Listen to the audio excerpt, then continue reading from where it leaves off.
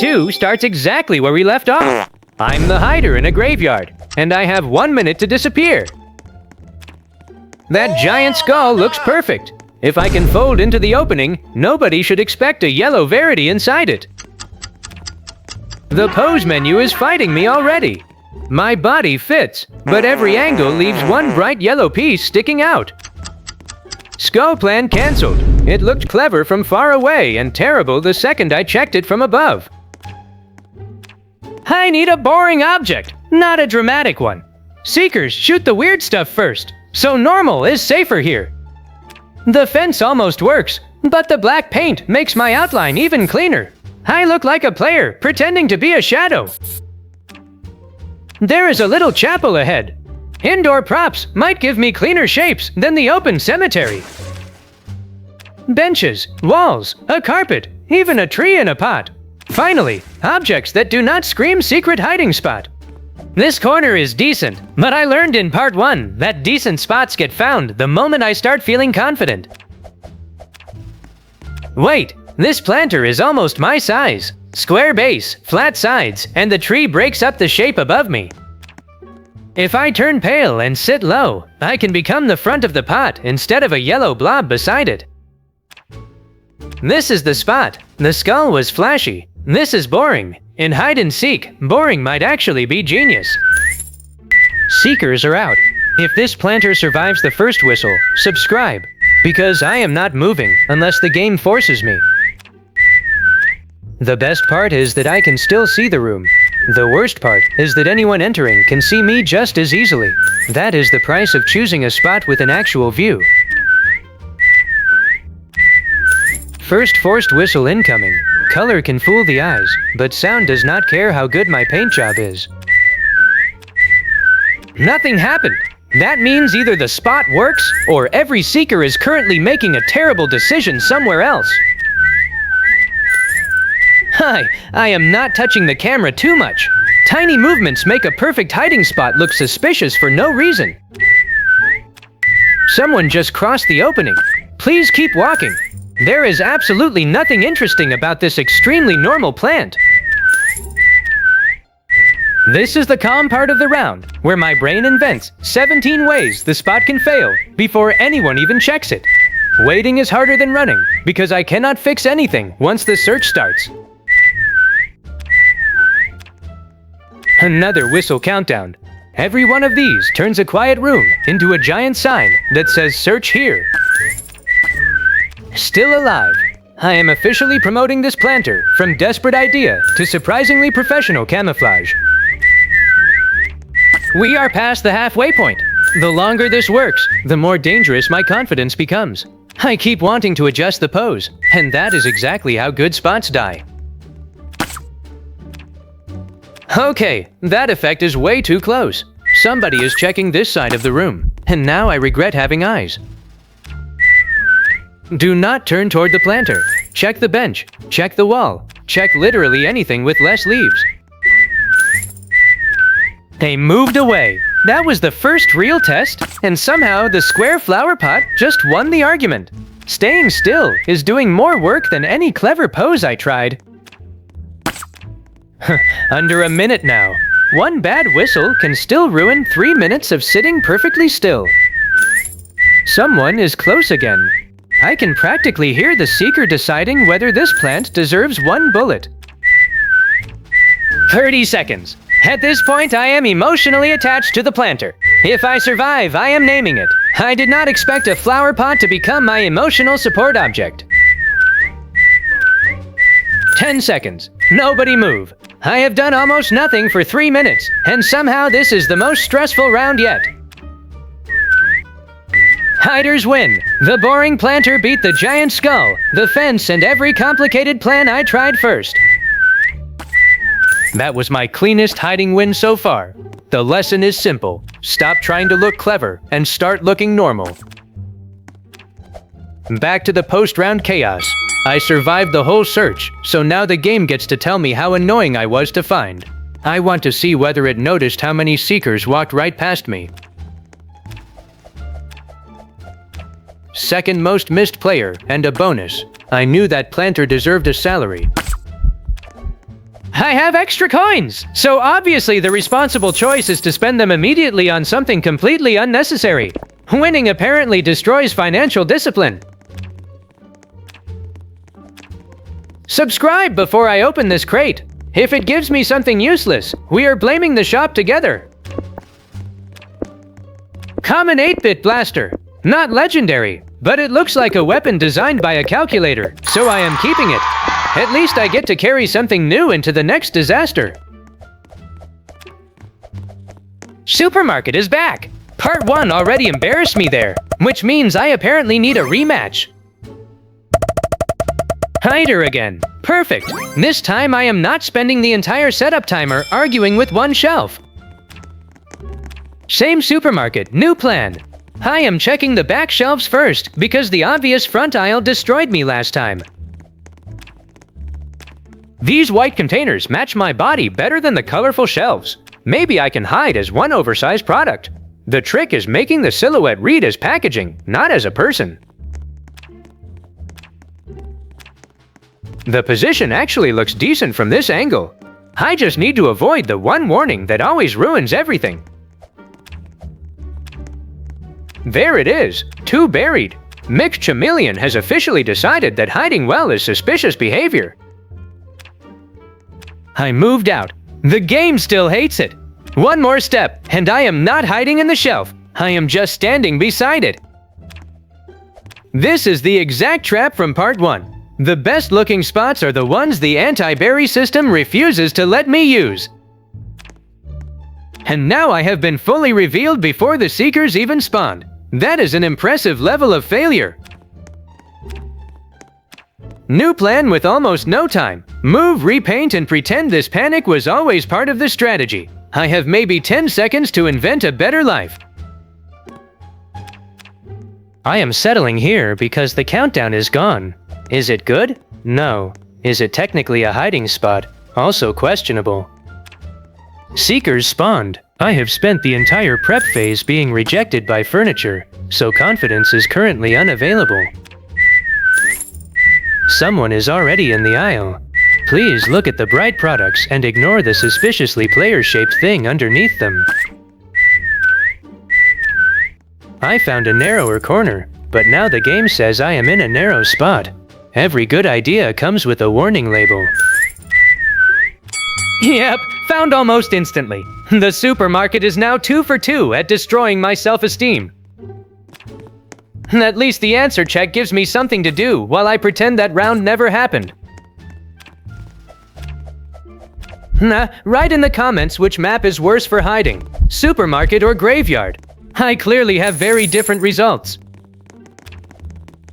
Back in the lobby, I am changing the body again. If the map hates my shape, I might as well give it fewer excuses.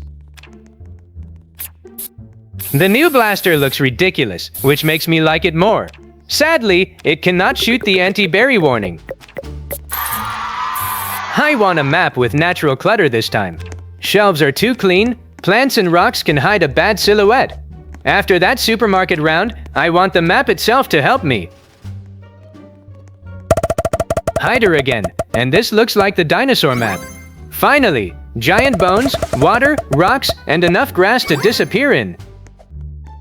This map is huge! There is a dinosaur skull, a waterfall, and about 50 places that look better than a supermarket shelf. The bones are tempting, but bright stone against my dark body makes every mistake obvious. Water gives me more shadows, but hiding beside a pool means every seeker can scan the whole area in one glance. The plants are much better. Messy edges are what I want because they hide the exact shape of my arms and head. This mushroom is enormous, but sitting beside it still makes me look like a tiny person using a mushroom as an alibi. 2 buried again. Fine. I am learning the rule. Touch the scenery, but do not let the scenery love you back.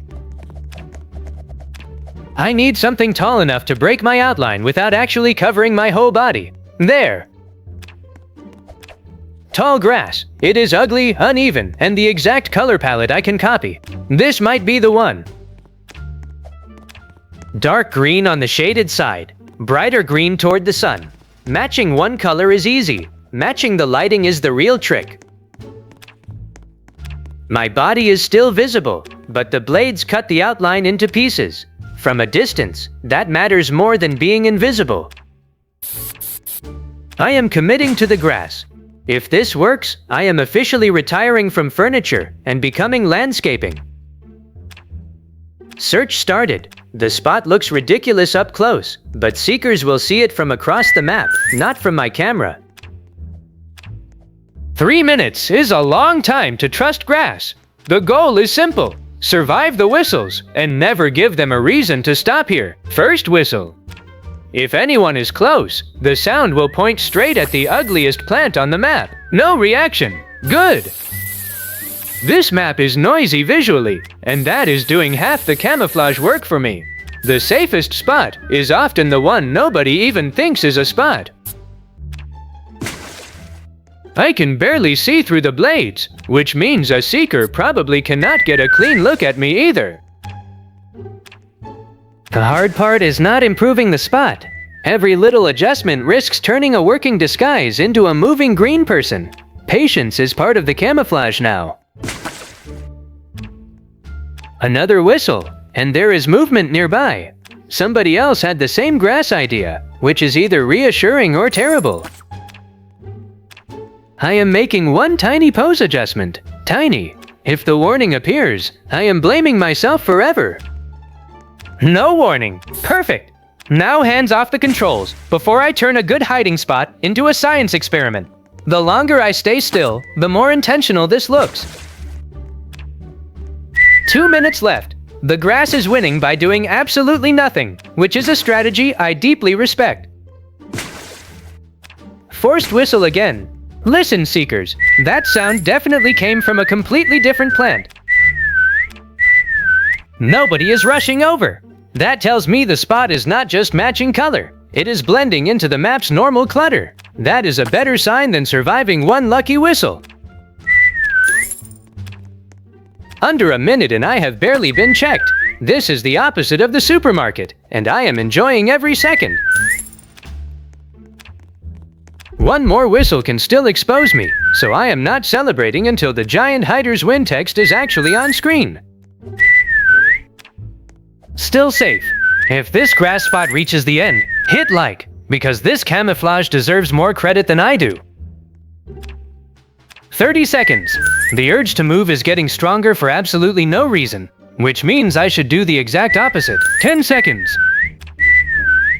I can see open ground. I can hear the countdown, and nobody has figured out which blade of grass has a face. Hiders win! The grass spot did what the planter did. Simple shape, correct color, and absolutely no unnecessary heroics. That is 2 proper hiding wins in part 2. I think I am finally learning the game, which is usually when disaster arrives. Please let me enjoy that sentence for one round. The round is over, and I am taking the grass victory before the game finds a way to charge me rent for the spot. I spent 3 minutes doing nothing, and somehow learned more than in the supermarket. Back in the lobby, everybody looks innocent again. 5 seconds ago, half of these people were pretending to be rocks. I am going yellow again because stealth has clearly taught me nothing about personal branding. Soccer field wins the vote. Open grass, giant balls, benches, cages. This map can either be amazing or completely terrible. At least it has repeated shapes I might actually abuse. Hider again. I am on a winning streak now, so the game has every reason to humble me immediately. Alright, soccer map. I want something so obvious that it loops back around into looking normal. A cage full of soccer balls. This is either the dumbest spot here or the fastest camouflage setup ever. I am burying myself in the pile and hoping nobody asks why one of the balls has arms. Wait! Hiders win already? The Seekers barely got started. I accept full credit for doing absolutely nothing. Cheapest win ever. The ball cage is still untested, which means I am calling it perfect.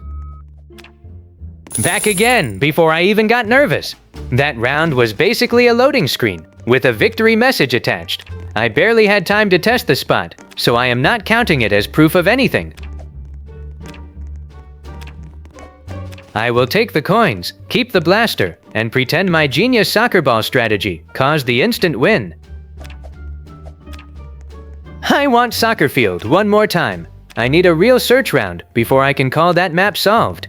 One real attempt will tell me whether the ball cage was smart or just lucky. Hider again? Good. This time the seekers are actually going to spawn, and my luck is about to get audited. Same map, real round. Another player is the Golden Chameleon, and I am just trying not to become the first normal hider found. I know the ball cage now, but copying the untested spot feels too easy. I want something that survives a real whistle. The giant balls break up the view nicely, but my white body still looks like a person standing beside soccer equipment. Cones are too small, benches are too open, and every clean edge on this map makes my outline easier to read. I tried the ball pile anyway, and the anti-berry system immediately reminds me why easy spots are never free. Too buried. Fine. The soccer balls have rejected me as one of their own. These green doors are flatter and quieter. If I match the color and pose against them, I might disappear from side angles. The color match is actually strong. The problem is the shadow. One dark outline can give away the whole body. One last pose change. Rate this green door plan from 1 to 10 in the comments before we learn how bad it really is. Countdown is gone. I am flat, green, and somehow more nervous than when I was bright yellow in a graveyard. Seekers spawned. First whistle is not even here yet, so all I need is 5 quiet seconds to settle in. Never mind. Found almost instantly. The door got a 0 on the test, before the test even started. Since I am out, we are doing research again. First discovery. The ball cage looks much more convincing from seeker height. From above, this map is packed with hiding layers I ignored while running around at ground level. The routes seekers choose are much easier to read from here too. The survivors are not necessarily invisible. Most of them just picked places where the eye expects clutter. Camouflage is about expectation, not perfect invisibility. Forced whistle time. As a spectator, the sound is obvious. As a seeker on the ground, every direction probably feels wrong. I keep coming back to the soccer balls. Big repeated shapes are great camouflage because one extra shape does not feel special. That trophy area is ridiculous too. Nobody looks at the giant centerpiece and thinks a tiny hider is attached to it. The edges are stronger than the center because seekers naturally sprint toward the big obvious props first, under 2 minutes. The people still alive are teaching me more than my own 10-second hiding attempt did. Watching from above makes every search pattern much easier to understand.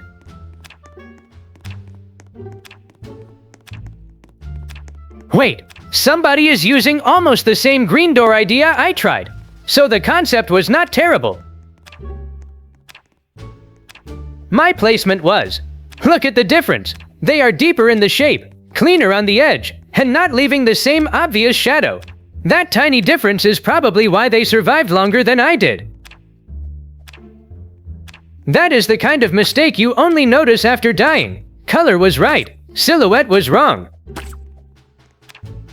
Another whistle, and the map is shrinking. Every survivor now has fewer other sounds to hide behind. The last hiders are spread out, which is smart. If everyone stacks one corner, one whistle exposes the whole group. 40 seconds. At this point, the seekers know most of the map, so survival is more about being overlooked than being hidden. They are checking everywhere except the places that already looked normal on the first pass. That is exactly the pattern. Last few seconds. I died instantly, and somehow I am still nervous for people whose usernames I learned 10 seconds ago. Apparently spectating turns me into everyone's nervous coach. Hiders win. My team carried me so hard that I am counting this as a lesson, not a victory.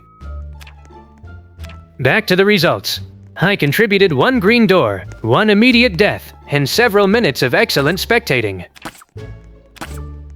The good news is that I actually learned why the spot failed. The bad news is the next round is ready to test me immediately. At least this time I have one specific mistake to avoid. Graveyard is here again, but I already solved the planter. I am voting Mansion because new mistakes are more educational. Mansion wins. Wooden floors, cabinets, bookshelves, everything is flat enough to make me think I can become furniture again. That sounds perfect for one last experiment. Hider one more time. Subscribe before the final round, because I want one last clean escape before part 2 ends. Another player gets Golden Chameleon. I get the wooden floor, and one very questionable idea. Mansion is cleaner than I expected.